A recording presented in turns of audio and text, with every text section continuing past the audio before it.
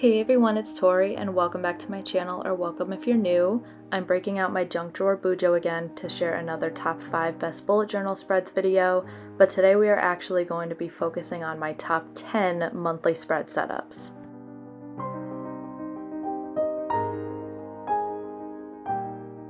Just as a reminder, all the bullet journal supplies you see in this video will be linked in the description box below, and as always I'm going to try to keep the supplies minimal for this video so these spreads can be easy to achieve even for beginners.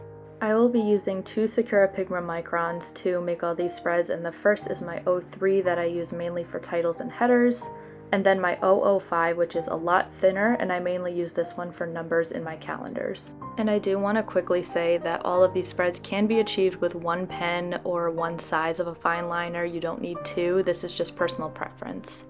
I also use my gray zebra mildliner to add a little bit of shading and color to these spreads, but you can honestly add any colors you want or even leave your spread blank with just the black pen if you choose to recreate any of these monthlies.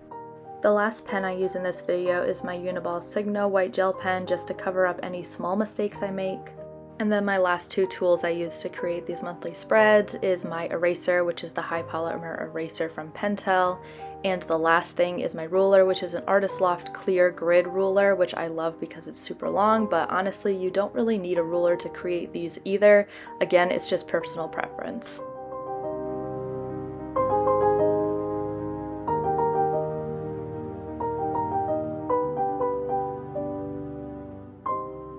So of the 10 monthly spreads you'll be seeing in this video, 4 of them will be 2-page spreads and 6 will be only 1 page.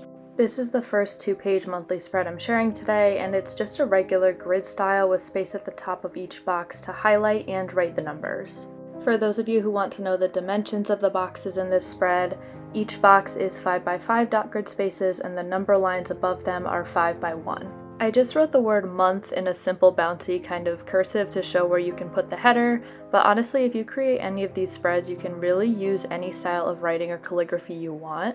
And now I'm going in with my gray zebra mildliner to add some color to the lines where the numbers go, and even though I'm using gray here, you can pick any color you want to put here and even leave it blank if you want to. Now I'm just adding in the days of the week at the top with my 03 micron, and I started at Monday and went till Sunday, but you can also do a Sunday start and go till Saturday if you want.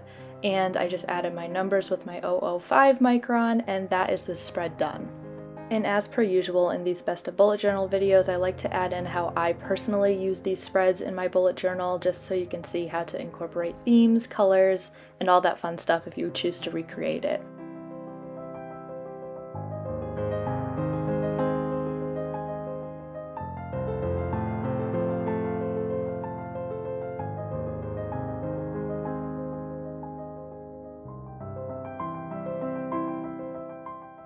Moving on to the second of the 2-page monthly spreads, this one is a simple grid style. Again, they're all going to be based on the same grid style, but this one I like to call floating blocks.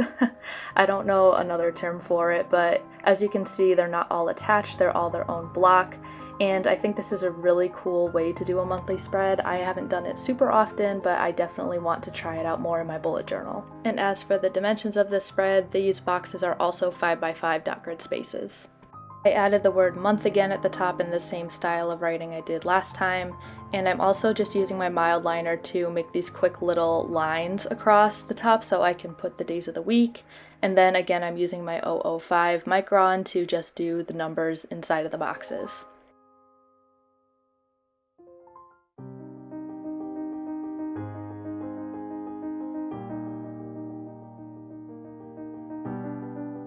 This is the third 2-page monthly spread I'm sharing today, and it's the most quick and simple of the 4, and I used this monthly setup the most last year before I switched to 1-page monthlies this year because it's so simple to set up.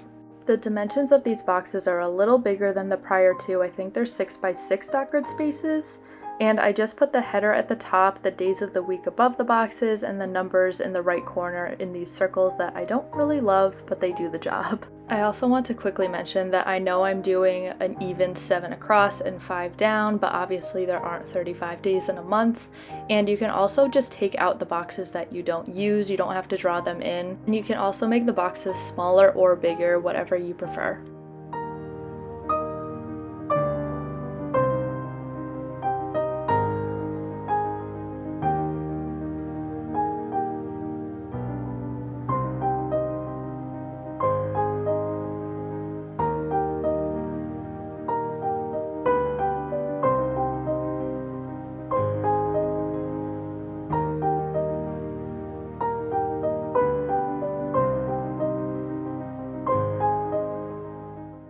This is the last 2-page monthly spread I'm sharing in this video, and it's more of an open plan because there's just rows and there aren't any grid lines drawn in, but there's still an equal amount of space for you to write in tasks and events. It's similar to the first 2-page monthly spread I shared in that there's rows across the top where you can highlight and add numbers. It's just not as closed off. The only difficult part of making this monthly spread is trying to figure out where the numbers go so it's even all the way across, but I think I figured it out, so I still think it looks really good. And as for the dimensions for this spread, I think each day gets a 5x5 dot grid space box kind of deal, but it's kind of hard to figure it out since they are just rows.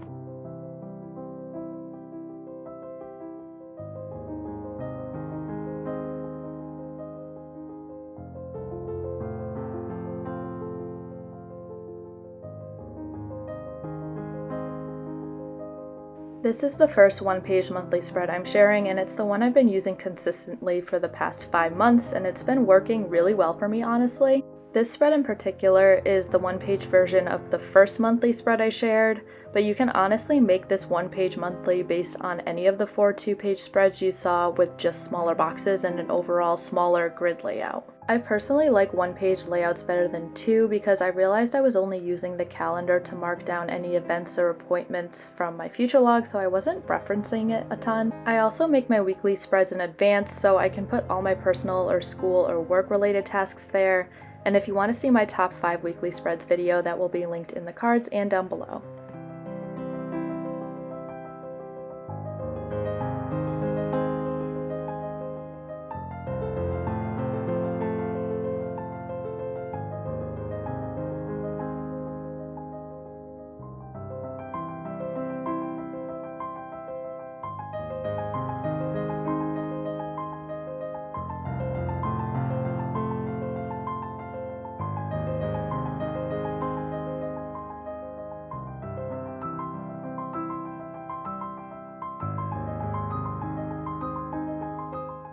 This next 1-page layout is pretty much the exact same as the one next to it, but it's turned on the side.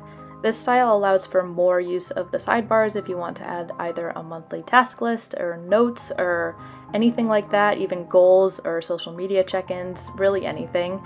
You can also make the boxes a little bit longer in this layout, but I kept the box dimensions at 4x4 for dot grid spaces, and the number lines above are 1x4, and this goes for both the spreads that you see right now.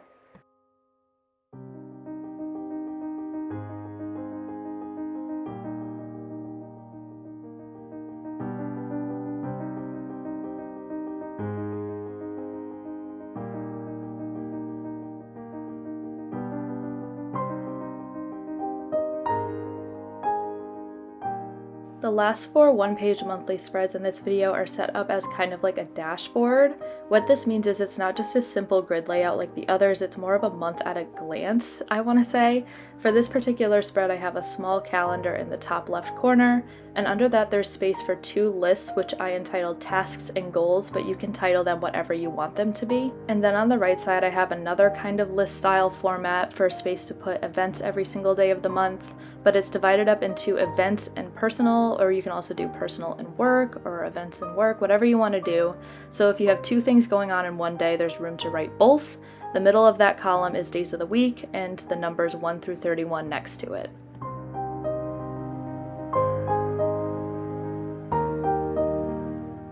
The next monthly dashboard layout is just the 2-column list from the previous setup, and this allows for more room to write events or tasks if you don't want extra space taken up by the bulleted lists on the side and the mini calendar.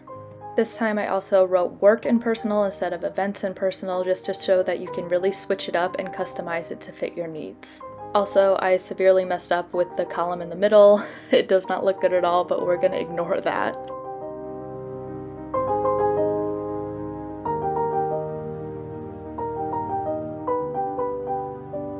Moving on to the 3rd monthly dashboard layout, and this one has all the components of the first monthly dashboard, except it's laid out more horizontally. So from top to bottom I have the monthly header, and then I have the mini calendar, and then below that I have the list of the 1 through 31 days that you can write tasks or events or appointments or anything, and then below that I have 2 boxes that say tasks and goals, just like in the first spread. The other thing that's different besides the horizontal layout is that this setup only has space to write one event per week and the numbers aren't split into two categories. We are at the last monthly setup for this video, and I got this dashboard layout idea from Mira's journal on YouTube and Instagram. She had space to plan out each of her weeks with a space for to-dos and events, so I thought this was a great idea. Especially if you aren't somebody who makes all your weekly spreads for the month at one time, you can transfer over stuff from your future log or things that you need to remember just to here, so you can reference it when you do make your weekly spreads. Each week, the only thing is you can only fit 4 weeks on one page, and if you do this layout and you have a month that say has 5 weeks, this would have to turn into a 2-page spread, but I still think it's a really cool concept.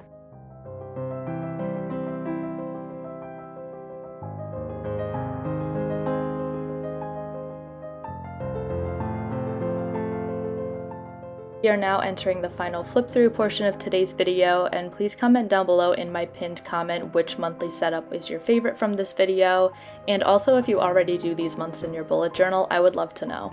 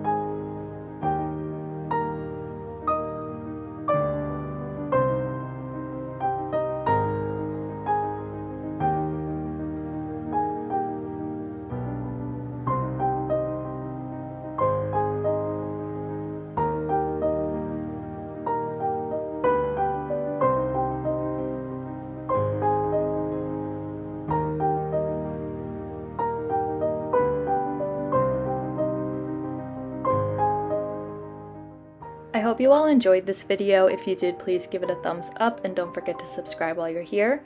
Also, don't forget to check out my bullet journal Instagram at Creative Minds Coffee Grinds for more bullet journal content like this. Thank you so much for watching, and I will see you in the next one. Bye!